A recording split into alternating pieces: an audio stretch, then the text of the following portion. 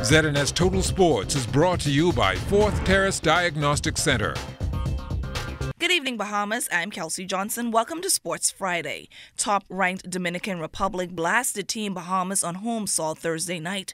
The team, which is ranked 17th in the world, went on an 18-6 run in the third and held the Bahamas to 4 points while netting 10 in the first 5 minutes of the fourth.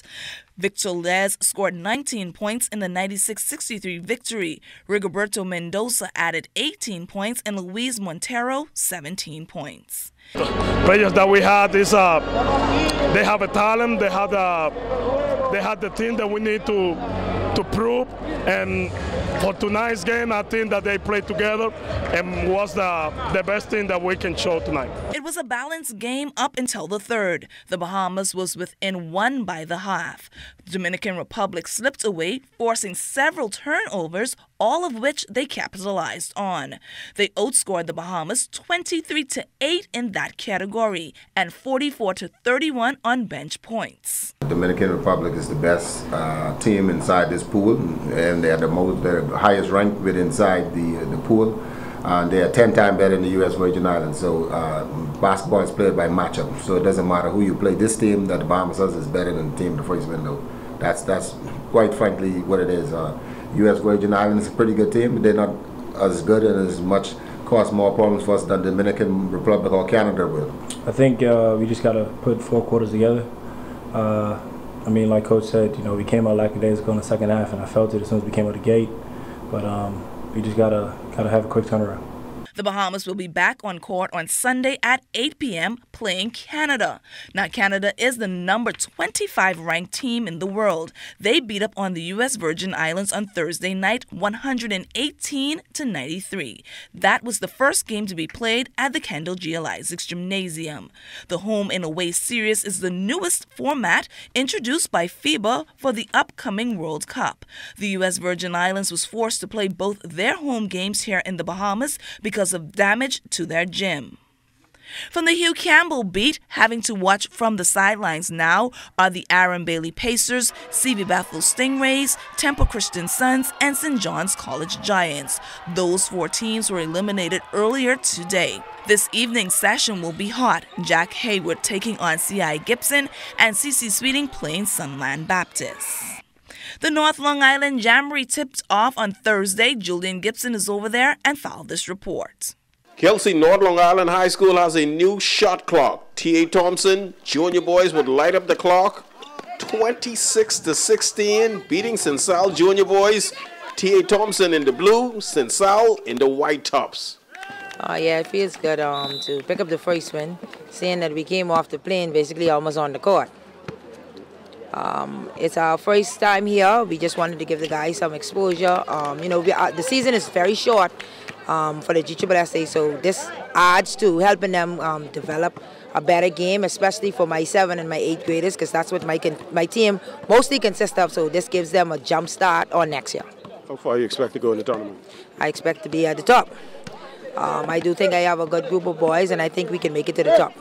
Now for San Salvador coach Esbron, he knew exactly why his team lost. Yeah, I think they had some legitimacy, man. You know, this is a new crew I'm trying to work with.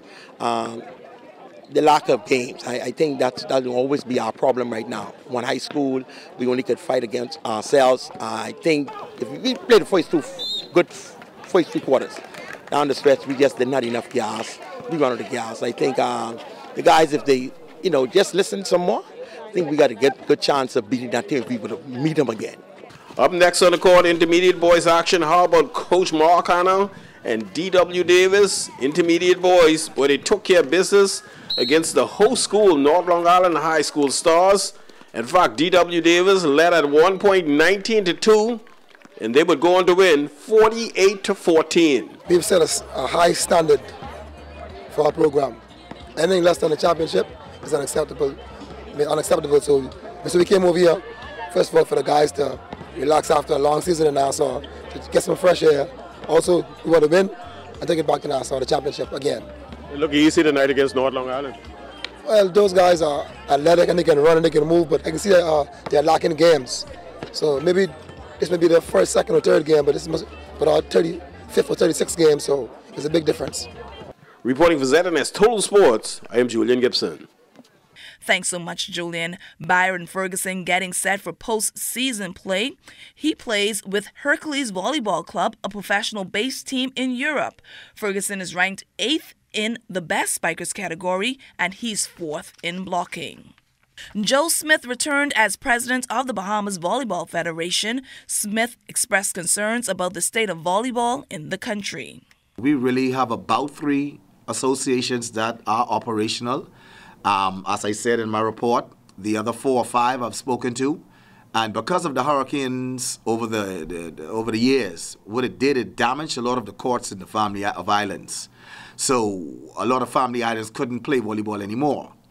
What we did at Congress, in speaking with the president of Nausicaa and Kosovo, we're in the process of getting some rollout courts that Nausicaa is trying to sponsor us, some 4 to 6 rollout courts where we can then take these courts to the family of islands and give them to our member association where they can play volleyball. And you can roll it out, roll it up, and you'll have a home where you can play volleyball.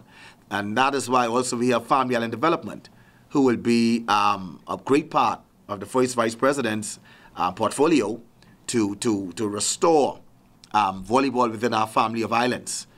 So that's why I say we have personnel on board who can do the work, and I'm quite confident in them that we can pull this together, because the family islands is where we need to get back into.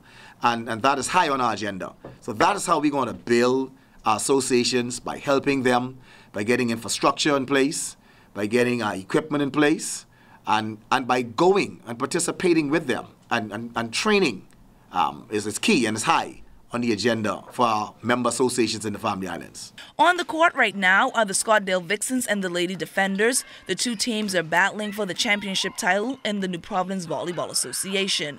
Vixens, the defending champions in the women's division, is up 1 game in the best-of-5 series. The National Fence Intruders took a 1-game lead over the Defenders men's club. The 2 will be back on court playing the feature game later tonight. This weekend proving to be a busy one for our local and collegiate-based swimmers. The Lightfoot Key Swim Club hosting their annual meet at the Betty Kenning Kelly Aquatic Center on Saturday, starting at 9 a.m. It's a 1-day session meet, so we expect things to be moving pretty fast as our swimmers stretch for Carifta qualifying times. The 5K open water swim will also be hosted by the Abaco Swim Club in Marsh Harbor, Abaco. Open water race is a part of Carifta. It is swam on the final day. That's all the time we have for sports. I'm Kelsey Johnson.